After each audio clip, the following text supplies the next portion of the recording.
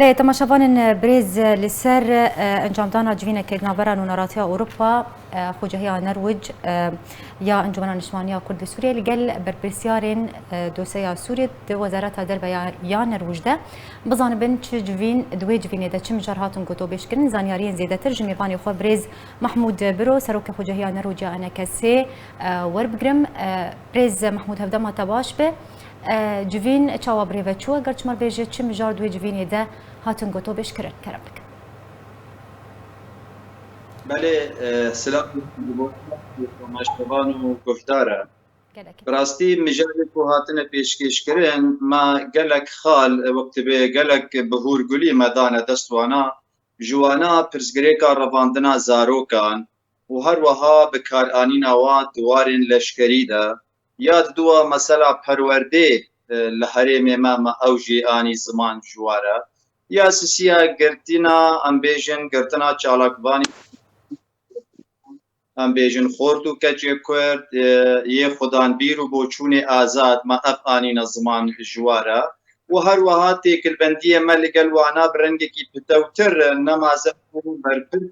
دوسته سوری کسایتیه کی تازه وی جارجه خوگرتیه مهن زیده بون مثلا ناسکرین جی پیدانی تور مارتین مولر کود بیژن ناوینا کسایتیه براستی جهاتی براستی پیشوازی گرم جمال کرد خالن گرینگ یکو مجواردانا او کرن اف بون و هر وهاجی مداد دیار کرن اف ایریتن گل سر حریم کردی چه دبن پیوستکو او هلوستا خو بفرمی بدن یعنی هم دعوی وزارت دربت و هلوستا خو بدن لگور یاسای ناف دولتی لگور یاسای هندوری نرویج مافی مروبا انترناشونال بگشتی ما افتشتاین زمان ایجا هرگولی واجی براستی گل لکن زورن باش تب هرقولي تبحثا خال ومجارن كودوي جفيني ده لقل امبيجن بربرسيارين دو وزارة الدربية النرويج وروناهي خسته سربان مجاران والقلوان قوتو بيشكر لسر الروشة نافتشين كرديو بن بيكرين كوتين انجام دان تو قوت اگر ليفا قرن بنشاف كرنا زارو كان وقال لك كريارين دن هل ويستا امبيجن آلية نرويج دوي درباري ده تشبو يعني بزلالي بحثات شكرا هل ويستاوي شو؟ براستی يعني هل ويستاواني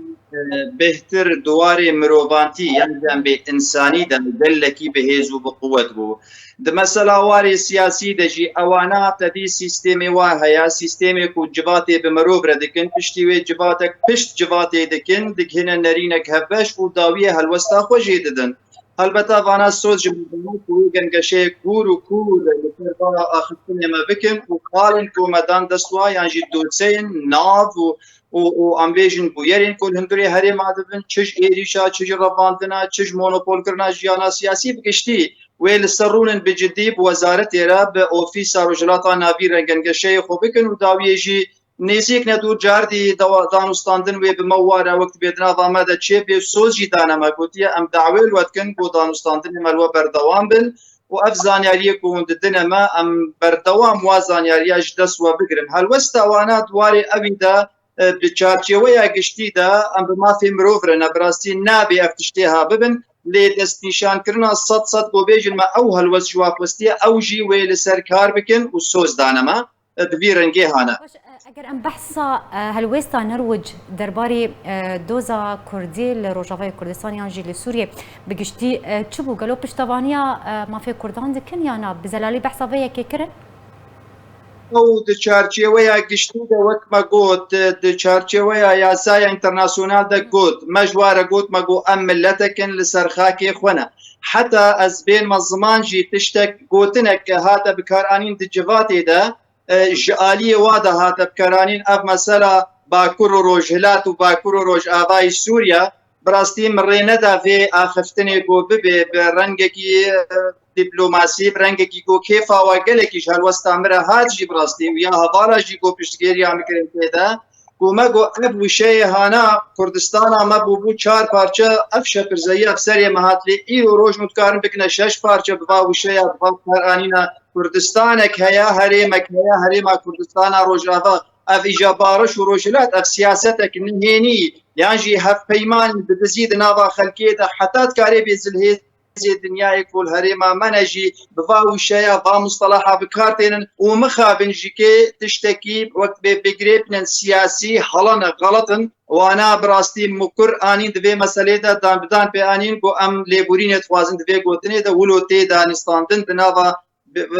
ئەعلامی ڕاگەهاندنێ دناوە وەدە مەژی ولۆ ئانین ناخۆ گوتنا تا ڕاستە گوتنا یعنی ئەم ڕێزێ لێ دەگرن تشنە ولۆ وەک دەبێ مەسەلا ملەتێ ما دبینن یعنی ملەتێ ما ملەتە قەهرەمانەت بینن شۆرشگێرت بینن بەرەڤانیەت کێت بینن تەعیید دکن دژی تەرۆر و تەرۆریزمێ کارێکی پر برومەت کردە ملەتێوە هەموو تشتێنە زمان یعنی مەژوارە گۆ ملەتێ مەژی شایستی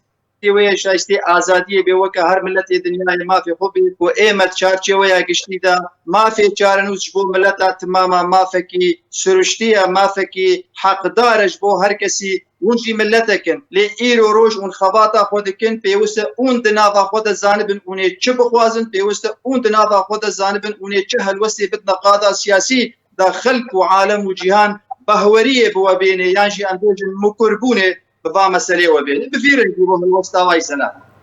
باش ئەمێ هەر لەسەر ڕەوشە ڕۆژاوای کوردستانی بسەکردن برێز بێگومان نها ڕەوشە زرگان و تلتەمری و گوندێن بسەر بەش هەر کەسێکی رە دیارە و بێچێ لە هەردوو باژاران و گوندێن بسەرە دقەومە ڕۆژانە تێ تۆبارانکردن شەڕ و پەفچوونە بەرە قەسەدی و گروپێن چەکدار دەتێن ڕوودان بێرا دەربەدەریە بەردەوامن خەلکمان و ملکن خۆ بجێ دەهێلن و دەربەدەری ناوچەیەن ئەولە دەبن دەوێت چارچۆڤەیەدا ڕەوشە زرگان و تلتەمرێ بتایبەتی چاوە هات گۆتۆ بێشکردن بتایبەتی کۆمەترسی هەیە ئەم بێژن ئارتێشا تورکێ ئێریشی دەبەرێ بکە بله هر دو خارجی طبعا معانین زمان به کورایی مصر و عاطفتن یعنی ما وقت به اگر ویجی دانین کو دولت ترک و ایریشادی دولت ترک مهانن حاضر بتونه ناقص وی دگو با ایریشا زیاده تر بگه اوجی هلوستا ام بیجن هیزا هرمی کول سرخاکی کردستان روجاوا موجوده و مهانا و حنجتا دخیل استواده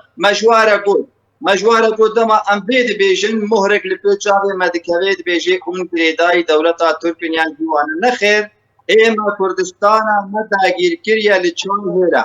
کە هەلوکە لەسەر هەیە لە زرگان لە هەموو دوورێ کوردی نەتەنێت هەردوو دەبەرە مەجوارە گۆدی مەگوتیرۆ هەردوو دەبەر ئیرۆ دڕاگەهاندنێ دەتێ ئاخفتن لە سەروانە لێتبە هەر دەبەرێکی دیزی دوێتە هەلوکێ دوێ خەتەڕێ دەیان ئەواناژی بڕاستی وەک چاوە خەمباری یعنی دلساری دانت دیار کردن تکس دکردن پرسیار گلک لسروا خالا دکردن اونه چلو بکن هلوستا و چیه اون وک انا کسی سازیه و انا کسی بچرنگی لبو تفگرا خود کن سازیه و چاوانا یعنی همو تشتجمت پرتون مجیب راستی شاندا مبگشتی ما بهور گلی ابتدان دستوا و هلوستا مجیب زلالی مددا و اوایا ملت مدوردا برانبری وقت به کاتاستروفالک مروباتیه فکوری هجاری برچیبون لسر آب و کهرباء ماخوذ لسر رسالتا کو ملت کورتے و آزادیا کوش دستای مال و ایرانیا کوش دستای همو مخفتن اوانا جبراسی بدل شواطی دراشنوا اسکوز دوامت و بجدی لسر خالا راوستن بله اگر ام بین سر روشا سوریه بگشتی بگمان هون سر روشا سوریه بگشتی جی راوستیان خوازم بزانبم برپرسیارên نرویجی به چه رنگی سیری کریزا سوریه دکه و به چه رنگی جی روله ده چارەسەرکردنا کریزا سوریه ده دبینه اوانا گلکی باوانا کو چارەسەرکردنا کریزا سوریه به چارەسەرکردنک آشتیانه اوانا جی بریان هاجی و نهاجی تن دیار کردن تم انو و اف مسئله لشکری میدی نما چارەسەریەتێنێ لو ماجی دوی چارەسەریەک سیاسی بیج ایرانا گشتی سوریه ادناب و دجی کیشا و یا ملت وجی دوی سیاسی بی چارەسەریە سیاسی باشترین چارەسەریە دیپلۆماسی دیالوگ روکو شر و تقمنی و مالویرانیش هرێما دوور بێ ملت ایدی بحاجتی وی خورحت که هلوستا واد بر بزلال بدل پشتگیریا چارەسەرکردنا سیاسی دکردن براستی دسرتان سری سوریه ده بله زور سپاس جبوی سروک خوجهی النرویجیة ENKS بريز محمود بيرو إيروت ميفاني مابو زور سپاس لسر آخفتن انت